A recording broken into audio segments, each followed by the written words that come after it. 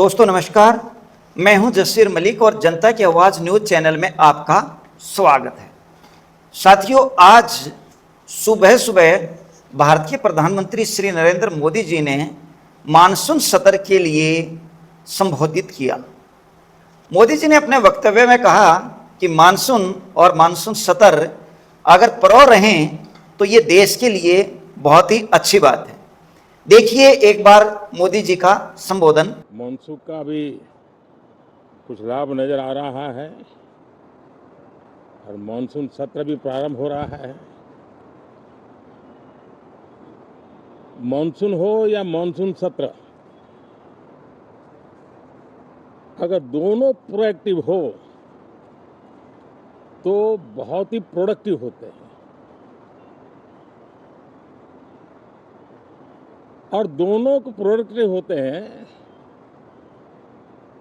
तो देश का कल्याण होता है, जीव मात्र का कल्याण होता है। और इसलिए हम यही प्रार्थना करते हैं कि मानसून भी प्रोएक्टिव रहे, मानसून सत्र भी प्रोडक्टिव रहे। साथियों, पिछले एक महीने में देश ने अनेक सिद्धियां प्राप्त की है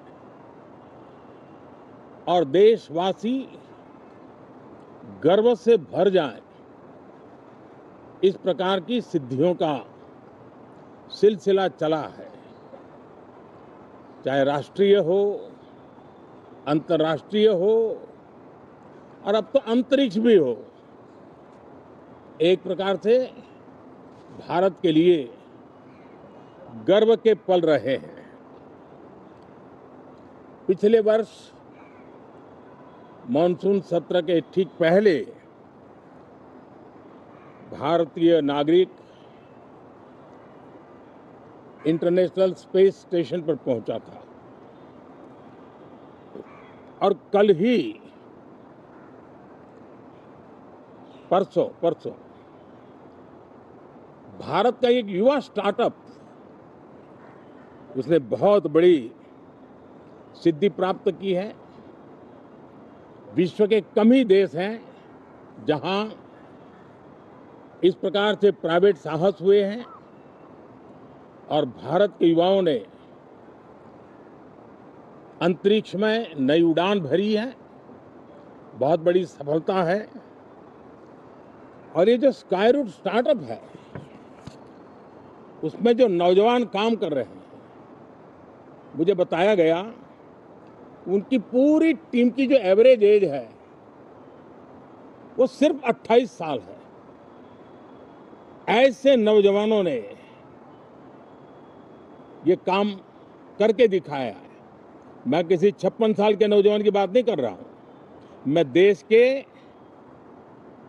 ये स्टार्टअप ने 28 के एवरेज वाले नौजवानों ने अंतरिक्ष में भारत का झंडा गाड़ दिया है। उनको तो बधाई है ही है, लेकिन ऐसी बातें जो हैं जो भारत को आत्मविश्वास से भर देती है, विश्व में भारत का प्रोफाइल सर्वमान्य सर्वस्वीकृत बनता जाता है।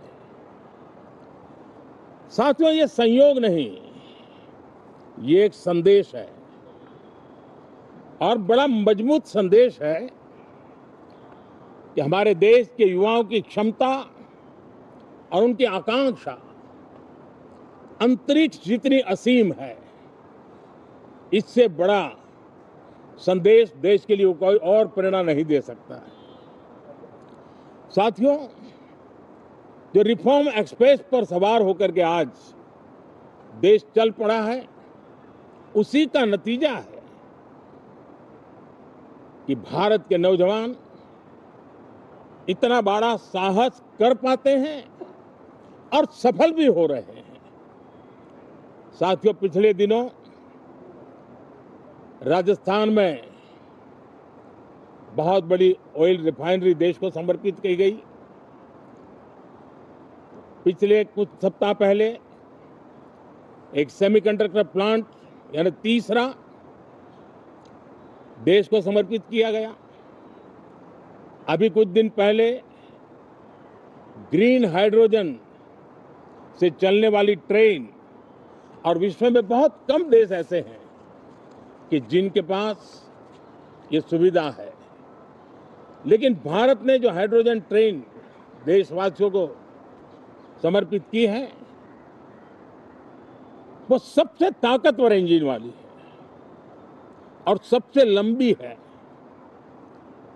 ये अपने आप में भारत के वैज्ञानिक, भारत के इंजीनियर्स, भारत के इनोवेटर्स, भारत के उद्यमी, भारत के श्रमिक, ये जो एक लक्ष्य लेकर के देश के लिए जी रहे हैं, देश के लिए काम कर रहे हैं, उसी का परिणाम है।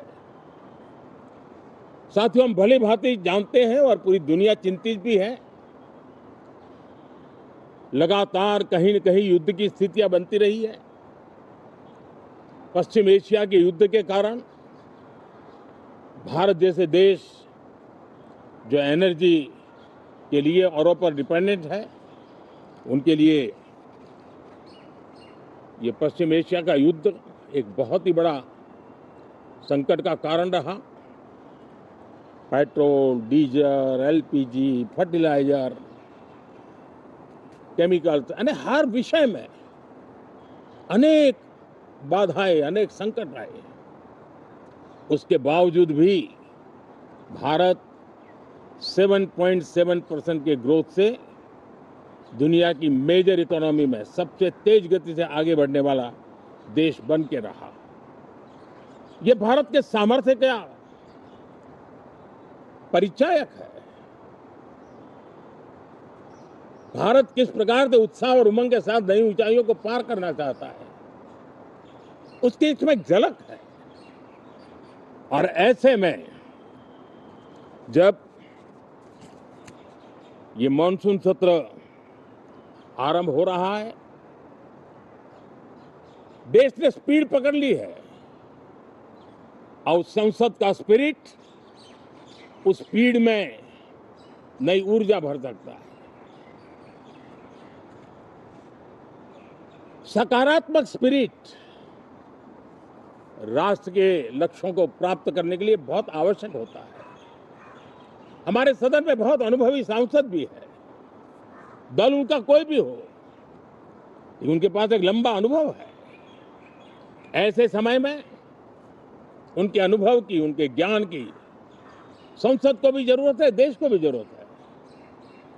और इसके लिए संसद का चलना, सार्थक चर्चा होना, मिलजुल करके देश को आगे ले जाने के संकल्प लेना, ये मैं समझता हूं कि बहुत ही समय की मांग है।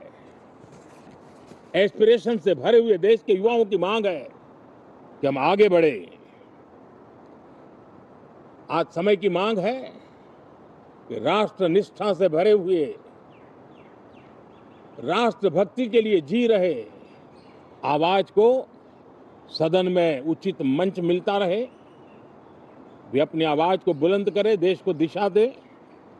और इसलिए मैं आशा करता हूं और मुझे पक्का विश्वास है, जहां तथ्य होते हैं, जहां तर्क होते हैं, वहां तूफान के लिए जगह नहीं होती है।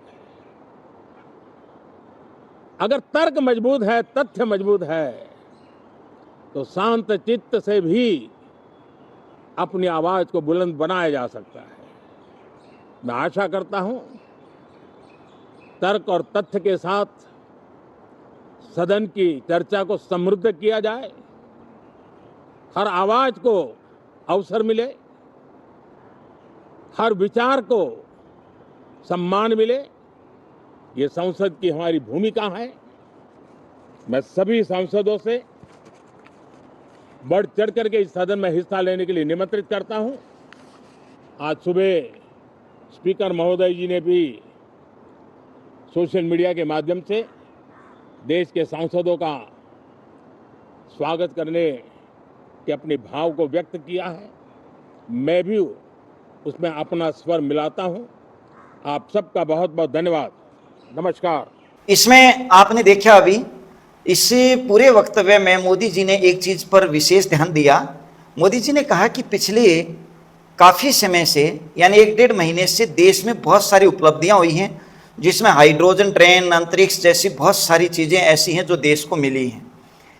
इसी विषय पर चर्चा करते हुए मोदी जी ने एक चीज़ और कहा कि हमारे यहाँ कुछ युवाओं की ऐसी टीम है जिसने भारत का अब अंतरिक्ष में भी नाम करने के लिए मेहनत करना शुरू कर दिया है और अब भारत अंतरिक्ष संबंधित विषयों पर और संबंधित प्रोजेक्ट्स पे भी काम करना शुरू कर चुका है। दोस्तों, यहाँ पे ये भी आह्वान किया कि मानसून का जो सत्र है उसमें विचार रखे जाने चाहिए, तर्कों पे चर्चा होनी चाहिए और सदन जो है वो सुचारू चलना चाहिए।